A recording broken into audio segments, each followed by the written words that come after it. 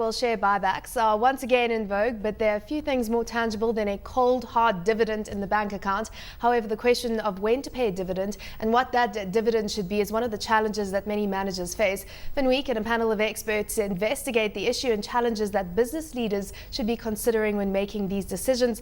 To delve into the topic, I'm joined by Simona Levitt and Garth Osh from Mission Control. Gareth, sorry. No problem. Thanks for joining us. So when management decides to pay out money from their bank account they've made in profits, or whether to plow it back into the business, of course, into future growth, I mean, how would you advise businesses right now? What are the key implications of those two decisions? So the first thing is really the management's view of the future of the business. In pure corporate finance theory, one only really pays a dividend out when the business doesn't face the kind of investment opportunities for that cash in its own hands. So if you're sitting with a pile of money or pile of profit that you can declare as a dividend, the core question executives have to be answering is whether the growth opportunities they face are likely to return their cost of capital, and if not, then they can return a portion of the capital back to shareholders as a dividend or as a share buyback. So when you look at that implication from a tax perspective, how have things changed in South Africa?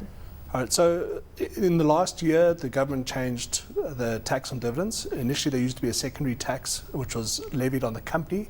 So any dividends that were declared were taxed at 10% by the company that paid the dividends. And the law changed in April last year with effect from January 1, 2013, so right now, where dividends are now taxable at 15% in the hands of the shareholder who receives the dividend.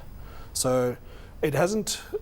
I guess if a company declares a dividend, it pays no tax. So there's no tax implication from the dividend, but the shareholder preferences might influence the company's decision, certainly at a big corporate level. So, I mean, particularly in line for foreigners where, for example, Woolworths has got quite a large foreign holding.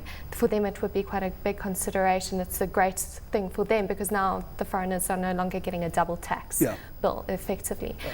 Do you find that the smaller companies are actually, with the program, are they ready to move with this new tax program?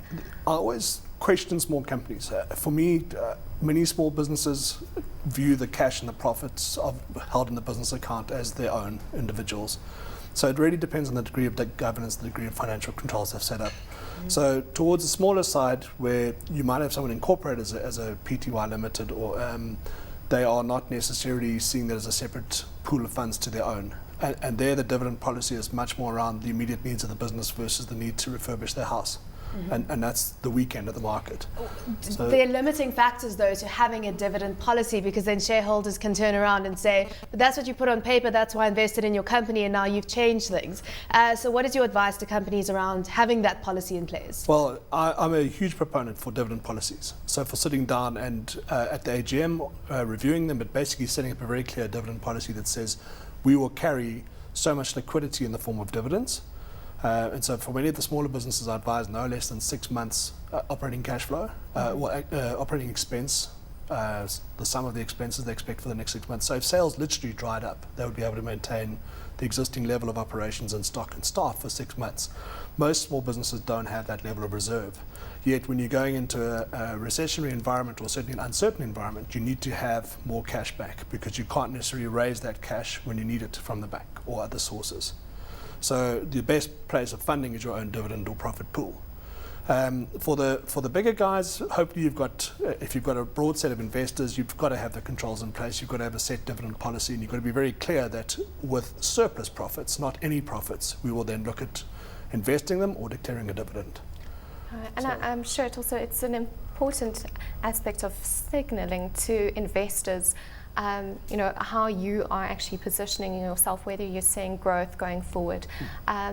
But it can be misread, though, Simona. It absolutely can be because, misread. You know what I mean? If you don't pay a dividend, people think the company's in financial stress, but perhaps a very wise strategic decision from management, don't you think? I mean, there are certain businesses that lend themselves to having a dividend policy in place. So, for example, if you look offshore, a lot of the IT stocks don't have a dividend policy because they need that flexibility of a big war chest to go and find those acquisitions that really benefit them.